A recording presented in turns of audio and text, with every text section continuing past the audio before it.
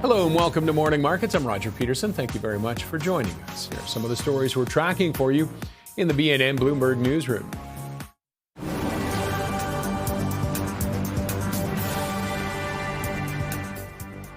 Prime Minister Mark Carney says Canada has what the world wants and is an energy superpower. He's taking his message to New York this week, where he'll meet with investors, CEOs, and business leaders. Carney will deliver remarks at the Economics Club of New York on Thursday. He will provide details on Canada's new economic strategy. Carney's trip takes place weeks before the July 1st deadline to review CUSMA. The price of oil is moving lower as the U.S. and Iran apparently nearing a deal to extend their ceasefire and reopen the Strait of Hormuz. In a post on Truth Social, U.S. President Donald Trump said negotiations over an interim deal were proceeding nicely. Meanwhile, a spokesperson for Iran's foreign ministry says neither side is ready to sign an agreement, but progress has been made on a number of topics. Pembina Pipeline is going ahead with a new natural gas processing facility in Alberta. The Heartland extraction plant has an estimated cost of about $570 million. It should open up in late 2029. Following extraction, the ethane mix will be processed at Dow's Fort Saskatchewan facility and Pembina's Redwater complex. And a quiet day on the markets south of the border, but up here, we're open for business, and boy, are we ever. It's pulled back a little bit, but still, the TSX up by about 0.84% and well into record territory if this holds for the day. Of course, that record set back first week of March 2nd, so we'll see where it goes. But right now, it is looking good. The only drag really right now is energy. No surprise on that.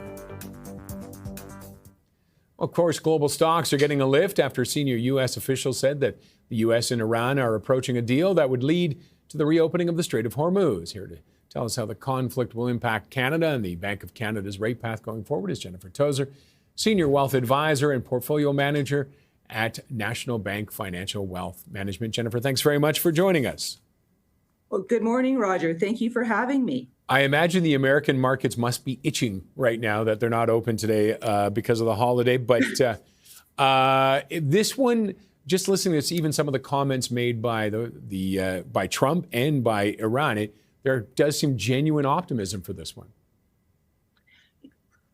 I think that it makes sense.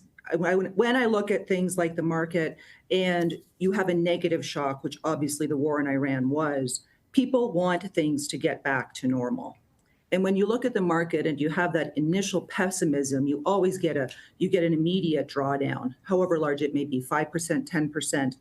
But the thing is that people eventually realize that people are going to do what they did before. They're still going to drive to work. They're still going to use their cell phone. And then as the war, continues, they look at where disruption occurred. Obviously, that was in energy. And concern, the longer it goes on, there's always a concern if that war will escalate. So having these talks, hearing news that things are looking to come towards some type of an agreement helps people with their sentiment, and that does get reflected in the stock market. And with energy, you're still bullish on it, even with everything that's unfolding right now. One of the things about energy is that when we look at it, if you went and look back in 2006, that was the last time it was really in a strong market. And since then, it's just been something that nobody wanted to own. People didn't want to own it because it wasn't environmentally friendly. And what's happened is that you fast forward to today, energy has become so important, not just because it's part of our everyday lives, but also because of the requirements that we need to progress with all of our AI that's out there. So if you take what's happening in energy, absolutely there's a war premium in the price right now. But so much infrastructure has also been ruined, and the demand for energy is likely going to continue.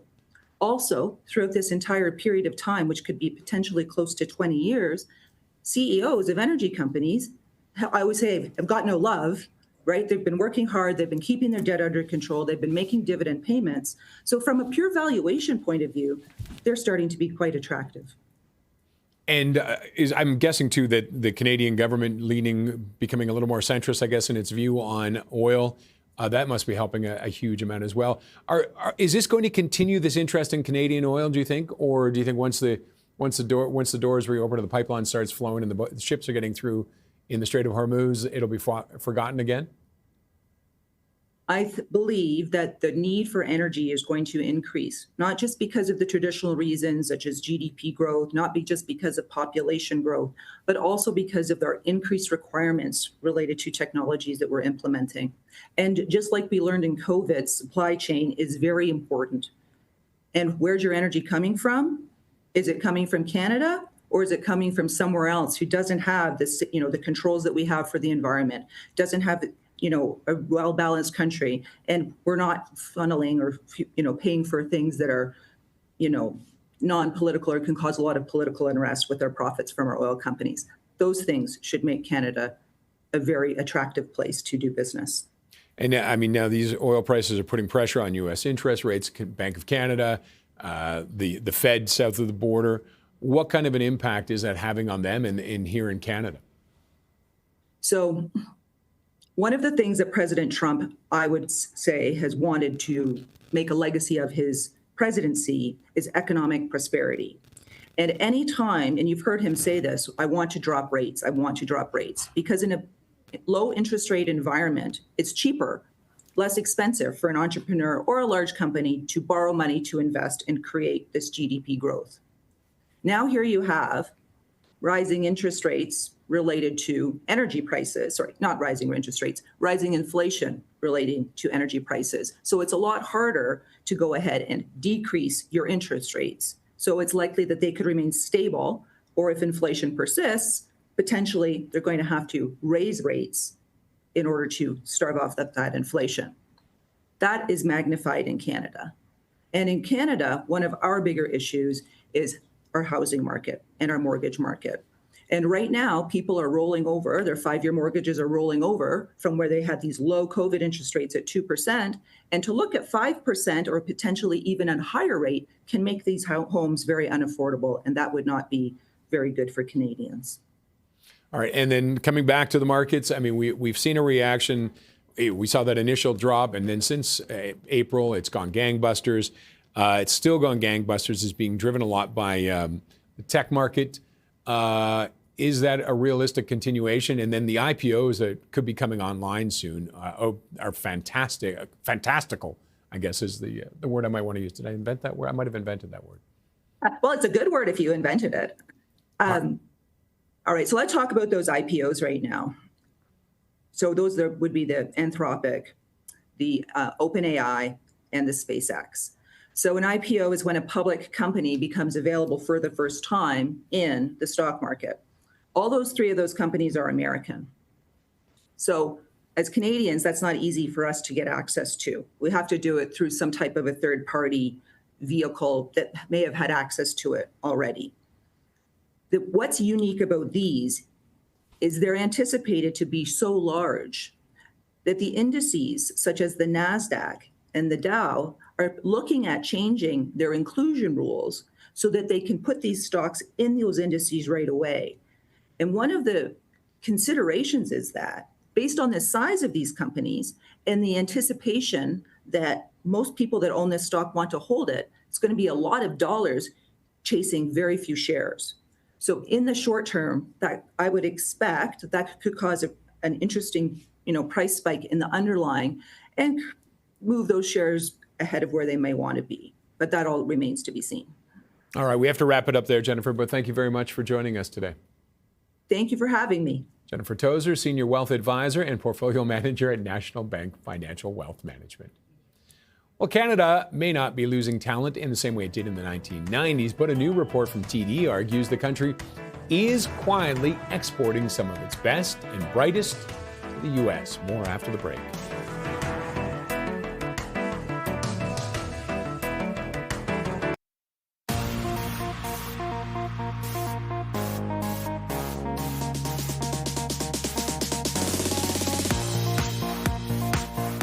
new report from TD Economics argues that Canada is quietly losing many of its most skilled workers, entrepreneurs, and STEM graduates to the U.S. The report calls it a silent brain drain led by highly skilled professionals leaving the U.S. through work visas, tech recruitment, and stronger economic opportunities. Joining us now to discuss this is Francis Fong, co-author of the report and managing director at TD Economics. Francis, thanks very much for joining us. Thanks for having me, Roger. Okay, how does this compare to the 90s when we saw a brain drain then? Is it larger, different sectors? No, I think, Roger, you pointed it correctly. This is not an issue that is brand new for Canada. It's one that we've been facing for quite some time. The reason we wrote this report, however, is to highlight the fact that we're sort of in this moment in time right now with our relationship with the U.S. sort of deteriorating, us trying to sort of diversify our trading partners, to highlight the fact that we are still not really all that competitive. Our productivity growth is quite low and has been for a few years now. And so banging this drum about wanting to raise this issue around competitiveness, that was the goal of this. And in the report, we highlight the fact that our personal tax rates, relatively high income earners face extremely high marginal tax rates in combination with a business tax architecture that can often drive entrepreneurs and business owners to pursue tax planning initiatives to try and lower that rate. And all that leads to an inefficient allocation of resources, low productivity growth, and the risk that we're obviously highlighting here, the risk that our high skilled talent leaves the country for better opportunities further ashore. All right, let's talk about the tax. There's more than probably, I imagine, just the tax competitiveness, but let's talk about that. How different is it? How much of an advantage do the Americans offer when it comes to saving money? Yeah, I mean, there's sort of two points to this here. One is just the actual tax rate and when it hits. So if you compare, Ontario, BC, and Quebec, the highest marginal tax rate rises above 50%. In Alberta, it's 48%. But they all hit at that top sort of federal income tax bracket around $275,000 or a little bit higher than that. Whereas in America, they might have equivalently high marginal tax rates in places like California or New York, but the levels of income that they hit at are far, far higher than ours, upwards of maybe $700,000 to $1 million. And we're talking American here too. So if you sort of equilibrate the income levels, the incomes that we're earning here where we're paying the highest marginal tax rate are comparatively relatively low. And so that's sort of the major issue here is that even sort of high earners, or what you might not even consider to be a high earner in America, they would, if you brought that income over here, they would be paying extremely high rates here in Canada. And is there enough to convince government to give breaks, or is that something we can't see happening here? So here's the challenge here is that it's hard to sort of just take high personal marginal tax rates as just standalone an issue that we can lower rates here. We have to sort of consider the fact that our business taxes sort of have these odd distortions that can create a disincentive for firms to grow. We often sort of refer to this gap between the small business tax rate, the sort of favorable tax rate that we offer small businesses below a certain size, as being really, really low relative to the general corporate income tax rate. So basically what happens is when a firm starts to grow, once they reach above a certain size in terms of income and asset thresholds, their marginal tax rate rises extremely high. And so as a result, you have business owners that pursue these tax planning strategies and sort of manage their affairs in a way where they can defer those taxes or lower their effective tax rate, which obviously salary earners don't have that opportunity.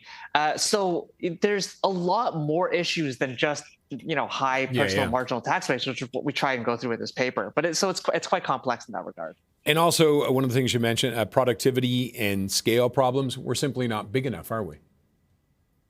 Yeah, and that's ultimately the issue. At the end of the day, there's the one side where our tax system might not be super competitive, but on the same token, the biggest draw for folks to the U.S. is really just the opportunity to earn higher. So all that argues that Canada has to be just that much more competitive for us to be retaining our top talent, our doctors, our entrepreneurs, our tech workers, so on and so forth, relative to the U.S., which is sort of this elephant in the room. We need to figure out some way of maintaining that. And that's also not getting into the sort of adjacent challenges related to, Canada's relatively high regulatory burden, our relative lack of venture capital and patient capital. All these issues ladder up into the productivity problems that we face today. And have you talked to people who have left? Did you talk to anybody who left and say, hey, what would bring you back? Is there anything that they might be looking and go, you know what, we love Canada, but are there things that maybe would surprise people that might bring them back? That's the trillion-dollar question, Roger. It's not something we unfortunately were able to do, but I certainly can tell you that this is something government is really focused on right now. What we're hearing out of the federal budget last year, out of the spring economic update earlier, there's a huge focus in this government to try and get firms to locate and remain here. Infrastructure is obviously where they've sort of put a lot of their eggs into that basket, which is ultimately a good thing given our infrastructure gap that we've been dealing with for quite some years too. But obviously it's just sort of one piece of the puzzle. And, there's still time yet to sort of see how this government wants to attack this challenge. And this move, is it fairly uniform across the country, or are other certain areas being hit harder than others? Could you break that down at all? Well, ultimately, I think this sort of points to the fact that we are a very north-south oriented country. So I don't think it's sort of one region gets hit harder than the other necessarily. But certainly it's the case that we're going to be losing, talented entrepreneurs to our closest trading partners statewise. So obviously Ontario and Quebec will lose it to New England. But we do see quite a lot of movement of Canadians to, basically lower tax jurisdictions and high growth states, places like Florida, Texas. Part of that is going to be, retired people just going down south. So, we do have to sort of present some nuance in the numbers that it's not all talent that's moving down there. It's retired people. But on the same token, we can actually say the same thing about what's going on in the US as well. You can compare high tax states like California and New York, and they are equally losing people every single year to Texas, Florida, and other lower tax jurisdictions. So the same sort of tax playing, if you want to call it that, it exists down there as well, and we're just sort of part and parcel of that larger story. All right, like they said in The Wire, follow the money. Francis, thank you very much for joining us, sir. Thanks for having me, Roger. Francis Fong, Managing Director at TD Economics. Coming up, Canada's energy minister says oil sands companies can handle the cost of carbon capture despite industry warnings about competitiveness. We'll have more on this after the break.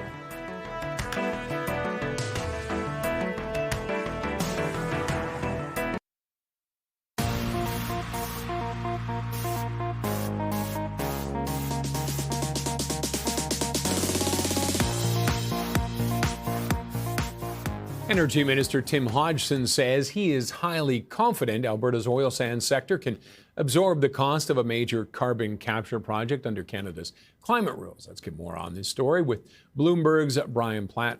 Brian, thanks as always for joining us. So he thinks so. Do the companies think so? Can they stay competitive with this plan? So this is basically the next phase of the big negotiation that's going to happen around the Alberta oil patch. Is now what we had over the last 2 months was the Alberta government and the federal government directly negotiating over the industrial carbon price. And that's the one that all the oil sands companies said was going to make them uncompetitive. They started coming out, not all of them, but most of them came out and said, we don't want any carbon price at all. It makes us uncompetitive globally. But they weren't at the table for those talks. It was an Alberta federal government negotiation. Now those oil sands companies are going to be at the table because they have to negotiate on pathways. And so that's kind of the next phase of this, building that carbon capture project. And that's what the federal energy minister, Tim Hodgson, says is, given how they've structured this, there's an industrial carbon price, there's a minimum price floor for these credits. That was a part of that deal that will allow these companies to generate revenue essentially from operating carbon capture. He believes they can absorb the cost of this. But of course, now they have to sit down and actually hammer out the terms of an agreement to move forward on it. I was going to say, and how does that look? Do we actually see this project going ahead? Well, Danielle Smith said on Friday she thinks it'll happen over the summer. That's the Alberta premier, who is generally pretty staunchly on the side of these companies when it comes to these things. She thinks they can get to a deal with them. So this is the grand bargain, right? Is that if you want to build a $1 million a day pipeline to the Pacific coast, Prime Minister Mark Carney has said that pipeline has to come with the carbon capture system. Now, it's not all being built at once. The agreement said we're basically sort of build one phase of it between now and 2035. I don't know if there's a price tag specifically attached to that I haven't seen one yet. So that's definitely a big question, is how much that will cost. But that's what they have to do now. Alberta's going to come forward with a pipeline proposal. And as part of that, what the federal government has said, if you want this pipeline, we have got to get to a deal on building carbon capture. And is there a benefit to the companies for the carbon capture? Well, right now, the dynamic we're in right now is sort of, you've got an American administration that is pulling back a bunch of environmental rules. So, Donald Trump is dismantled a lot of that. And so decarbonizing the oil sector is not nearly as sort of popular or seen as a good business decision as it might have been, during the 10 years ago, 5 years ago. The idea, I think, eventually is that this will come back. Eventually, it will be a benefit to the oil sands companies to have a low carbon barrel of oil. That will eventually come back around again. The question is, can you make this economically feasible in the meantime? That's where the carbon price is supposed to help. By using carbon capture, you generate carbon credits that then give you a source of revenue to pay for the operating costs of this. Again, that's the federal government's view. Whether the oil sands companies can get on board with this, that's what we're going to find out in the next couple of months. But the federal government's pitch here is, if you do this, we will help you get a new pipeline built to serve Asian markets. That will be a huge boost to your industry. So this is the dance that they're in now, is getting the oil sands firms to firmly commit to building this carbon capture system. But then the federal government has to hold up its side of the bargain on getting a pipeline approved. All right, Brian, thank you for that update. Appreciate it. Bloomberg's Brian Platt. A new report is highlighting the shifting trade situation for Canadian exporters. We take a look at whether they're prepared for the current landscape right after the break.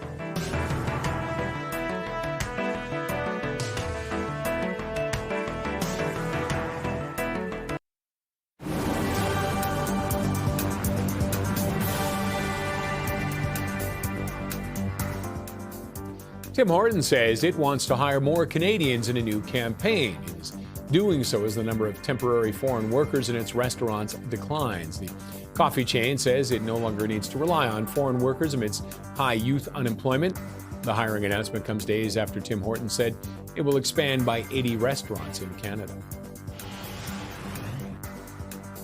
Pope Leo is urging governments to slow down the development of artificial intelligence systems. In a landmark address to the Catholic Church, he said AI should be disarmed to protect humanity from its dangers. The Pope is calling for making AI more human-friendly, adding that the technology needs to be freed from monopolistic control. He also warned that AI spreads misinformation, prioritizes conflict, and risks leading the world down a path of unending war. Uber is offering to take over Delivery Hero in a deal valuing the German-based company at more than $12.8 billion US. Uber already owns 20% of the food delivery company. However, the proposal offers no premium on its most recent closing price. This may create an opportunity for rival bids. DoorDash apparently expressing interest. Investors believe a higher price will be required to close a deal. According to a new study by Deloitte, Canadian exporters might be facing a trade shock caused by a lack of diversification and over-reliance on the U.S. Here to talk about it is Jim Kilpatrick, Global Supply Chain and Network Operations Leader at Deloitte. And Jim, thanks very much for joining us. Great. Well, thank you for having me. What's the key takeaway from this report? Well, I think the first one is that in 2025, what really was perceived as a tariff-related trade shock for Canada is more than that. And it really exposed not only our over-reliance on the U.S. market, but the lack of preparedness of many Canadian organizations to truly expand beyond the North American marketplace. We've long discussed the importance of diversifying our exports beyond the U.S. market, but it's been very inconsistently pursued. And so, while I kind of see it every day in the preparedness of companies to move beyond the North American borders, I think for many, it would be a shock as to how poorly prepared most Canadian companies are. And therefore, it's going to require a lot of work And diversification beyond North America is going to take some time. What are some of the big weak points or concerns? Well, it's a lot of people focus on just acquiring new customers, in international markets, but it's far more than that. There's regulatory considerations of entering new markets. There might be changes to product mix. There's definitely new business models, alternative logistics to enter into new markets. And many Canadian companies have traditionally competed on cost. And while the U.S. market allows it's close proximity, it's relatively low cost to serve as we start moving beyond North America. Competing on cost is not necessarily an easy or viable strategy for most companies. No, it sounds like quality is a big thing we want to watch. Are we seeing companies adjust, though? We're seeing two types of companies. The study really breaks them down into those companies, which is the majority, which are focused on the North American marketplace. 80+% of their sales come from Canada and the US, and then other companies which are already what you'd call global exporters. And so really the major hit is to those companies that are North American focused, as you can imagine, with our biggest trading relationship being somewhat disrupted and uncertain over the last year. Those companies have largely paused what I'd call large irreversible investments, and we see it every day in the news. And so they're looking for a degree of certainty and clarity with the upcoming CUSMA negotiations. Those companies that are already more global have a fairly different degree of operational flexibility. So they're now accelerating investments to get stronger footholds in global markets. So they're moving, right? And it's those companies that have traditionally just focused on the North American marketplace and perhaps had a false sense of security in the U.S. Market. Those are the companies that are going to have to make moves once there's a degree of certainty. Right now, a lot of the big investment is paused. Everything is on hold right now. I was fascinated by a couple of the numbers. 12%, that's how much our exports have fallen since 2000. And we are one of the slowest growing advanced economies in the world over the last half century. Yeah, that was really looking at the 2000, to current state, and we've seen a plateau. On a GDP, exports as a percent of GDP, it's been quite flat. So we haven't really grown. We're also one of the most concentrated countries in the world when it comes to export diversification. 75% of our exports are going into the U.S. marketplace. Where if you look at the U.S., they're far more diversified, the UK far more diversified. So Canada has been highly reliant on the U.S. marketplace for our exports, certainly of goods, as some of these statistics show. So it's been in front of us for a while. Our dependence on the U.S., the fact that we as a country are not growing our share of exports in the global scale. Our economy has been relatively flat in comparison to others that have been performing strongly. So this is a bit of a wake-up call, I think, and the government, and businesses are taking it as a shared priority to diversify Canada far beyond North America. And now you have the Prime Minister who's been jet-setting around the world trying to develop new relationships. Now he's down in New York. Are they having an impact, any of these meetings that you can see, or no? Is it still too early? Well, it will take time, right? So the immediate impact is not felt yet. I think what our interviews and our surveys indicate is that companies in Canada are looking for the government to do exactly what Carney is doing, which is not only establish trade relationships with other countries, but to remove non-tariff barriers as well to give us better access, to these markets. The challenge for many companies is it's not been for a lack of ambition. It's been from an inability to execute. And perhaps, with scarce resources, the U.S. was a huge and attractive market, and all the priority was on that market. What we're talking about now is building a capability that allows Canadian companies to expand beyond the U.S. The trade deals, the policy, the government incentives, that's all really important, but it's going to be Canadian companies and their ability to execute that ultimately changes the game. All right, we have to wrap it up there, Jim, but thank you very much for joining us. Thank you. Jim Kilpatrick, Global Supply Chain and Network Operations Leader at Deloitte. Coming up, we'll zero in on 3 stocks on investors' radar, including Bank of America, and where opportunities may be emerging.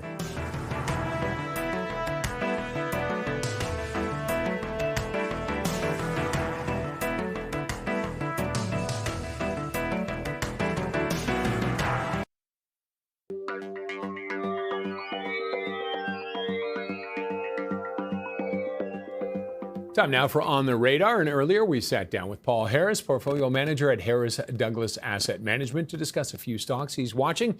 We started with his thoughts on Bank of America. U.S. banks are in a very kind of sweet spot at the moment. I think regulatorily they're having to, a lot of things about Frank Dodd have come off. And so I think that, you're getting there are less constraints on their capital. So I think that'll freeze them up to, one, increase dividends, two, to buy back shares.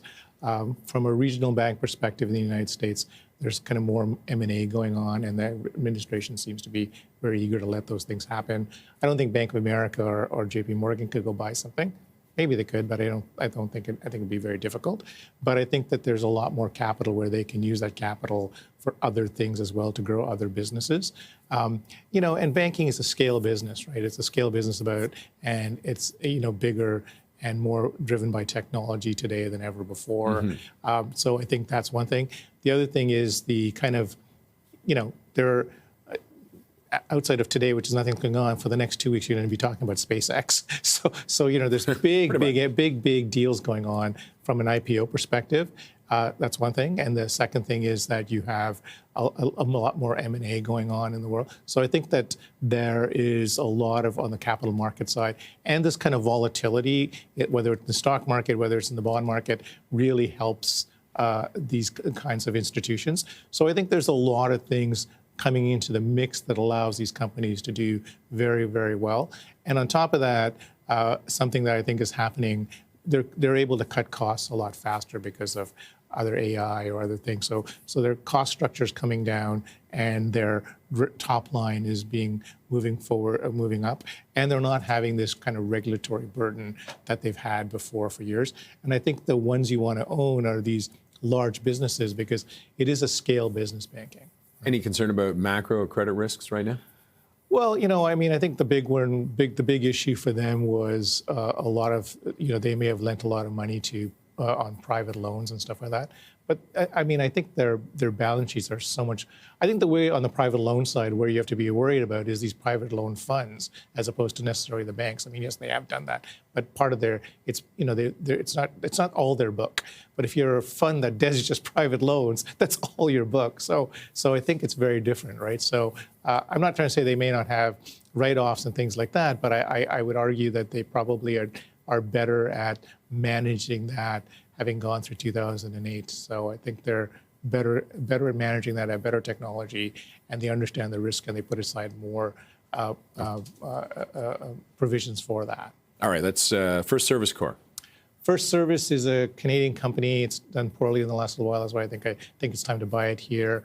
They do two businesses. One is a kind of franchise business like California Closets, Paul Davis, that kind of business, and then they have a management business for properties. So what I like about this company is that, one, they have a lot of business in the United States. They do, when on the property management side, they tend to be contracts for over a period of time. So it's not like you get it for 1 year or not. So there's a period of time where they do that. There's an escalation clause for inflation.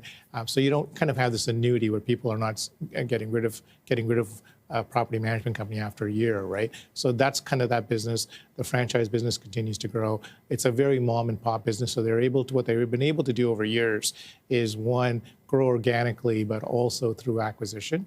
And so I think that continues to happen. I think they're probably going to see better deals over the next little while. So I think that's a good chance to buy the stock at these levels. It's never been a cheap company to buy, but it's really well run, and I really like this business over the long term. And the concerns it's facing are the things it can clean up, or weather? Well, Paul Davis, kind of bad weather is good for Paul Davis, because they actually, insurance companies come in and help them do that, right? So what I think is tougher for them is you've had a kind of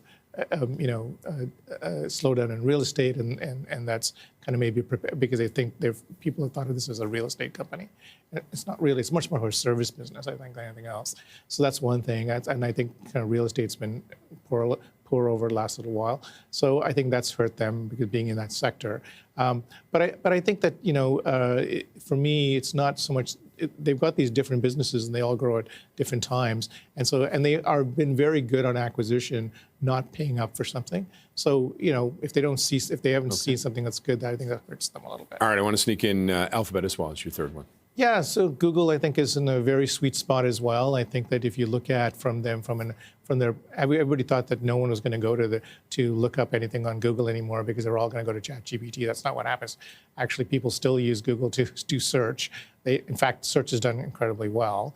Everybody thought they were going to be not going to be anything close to ChatGPT or any of these places on AI, and they've kind of exceeded them in many ways. So I think that's one thing. YouTube is a really great streaming competitor to Netflix or any of these other people. If you want to build something or do something, you go to YouTube. You don't go to, obviously not Netflix or anything like that. So I think that that's one thing. And you've got Waymo, which is a great car business, which, people go on about Tesla. Tesla's not even close to where Waymo is on.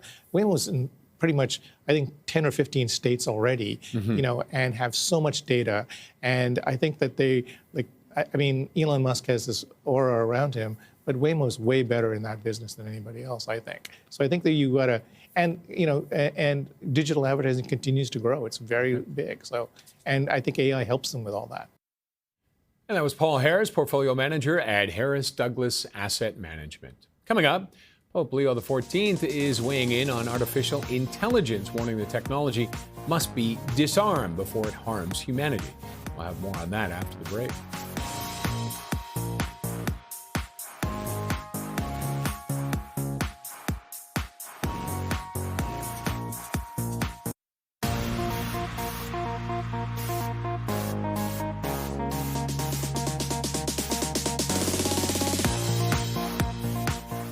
In a new encyclical, Pope Leo calling for tighter control of AI to keep it humanity-focused and out of the hands of powerful interests. The move adds a strong moral voice to the growing global debate over how the technology should be governed. Earlier, Bloomberg spoke with Flavia Rotondi from Bloomberg News to get more on this story.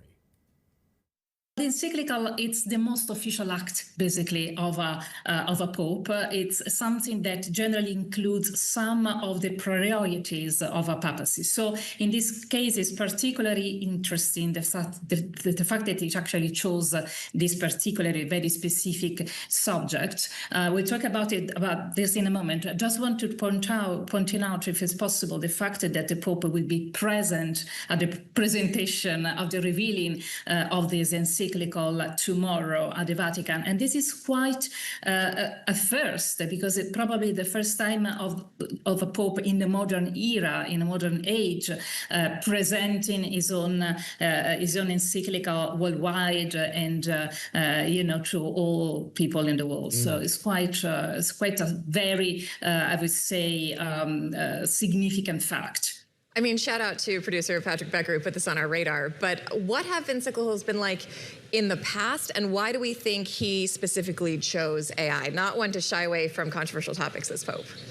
Sure. He already spoke about AI in the past, I would say. Since the very beginning of his pontificate last year, he actually touched this subject many times.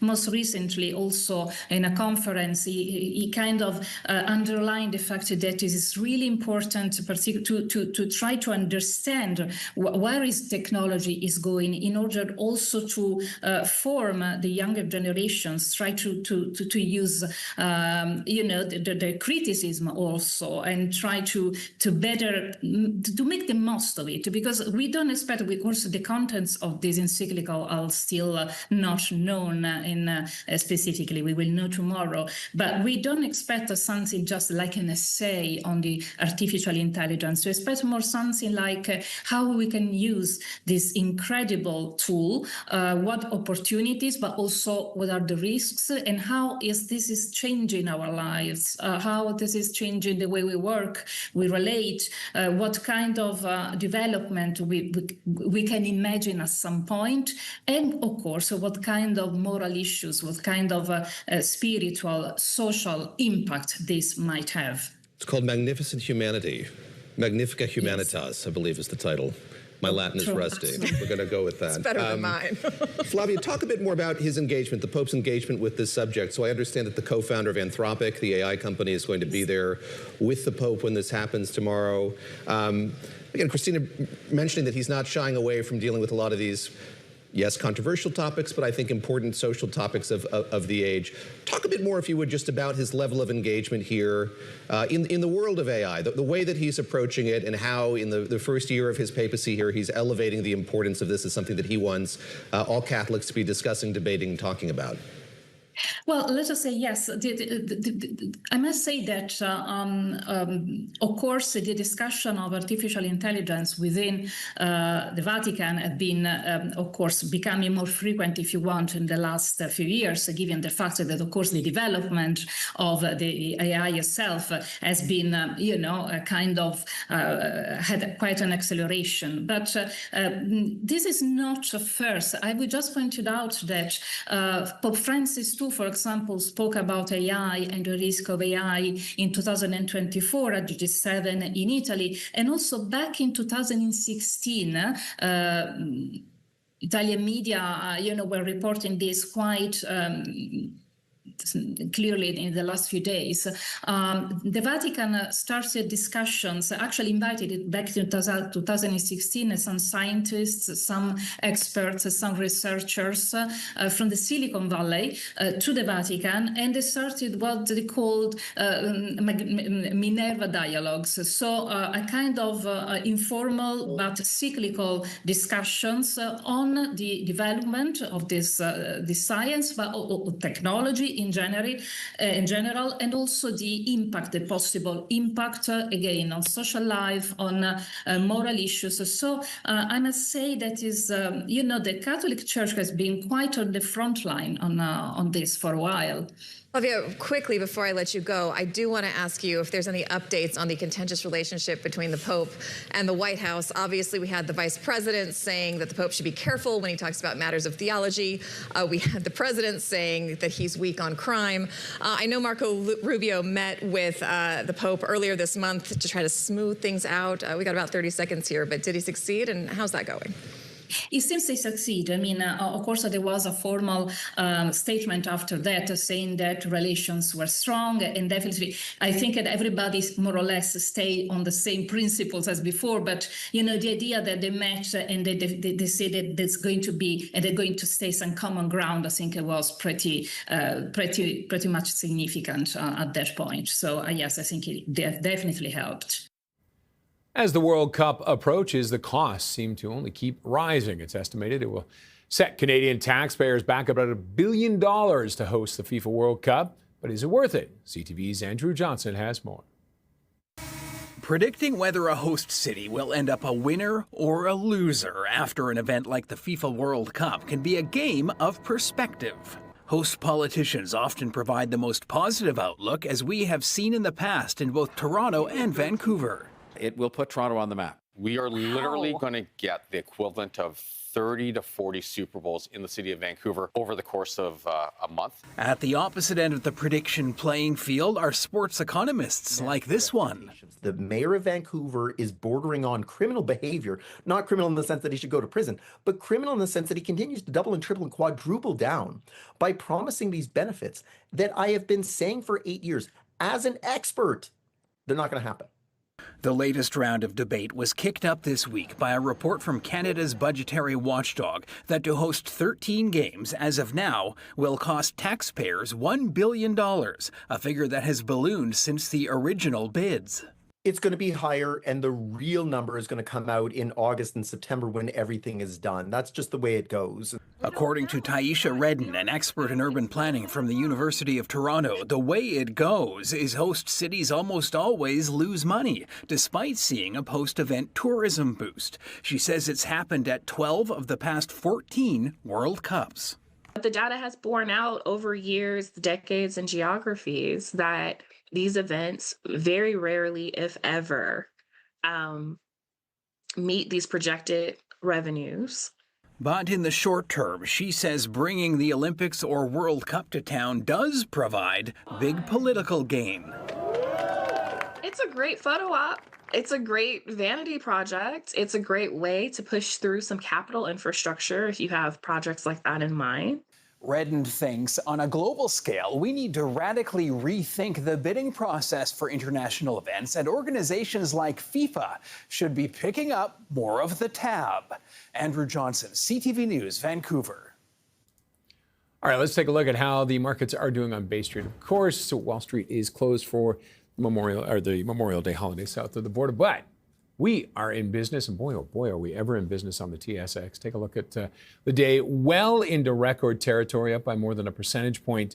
Intraday high right there, close to it. Probably the intraday high we may have seen was earlier today. So it's in that area, and if this holds, will be a record high, a record close as well. Looking at the different indexes, the indices, materials is just on a charge right now, and you can see who's benefiting from that. Gold and silver up by 5.6, Barrick Mining up by 3.4, Agnico by 3.4. Virtually every sector is in the green, save for the energy index. It's taking a hit right now, and it's down around 1.5%. And you can see they're all being dragged down. The energy numbers here, the Strathcona off by almost 4%, Canadian Natural Resources 3.15, and Athabasca oil is off by 4.25. And Taseko Mines, let's take a look at that one. And you can see it is up 5.6%. It's proposed rebranding to Trekor Metals Limited as it expands North American copper business ahead of the annual general meeting. And that is it for us. Market Call's up next. Joining us today on Market Call, Jamie Murray, president of the Murray Wealth Group.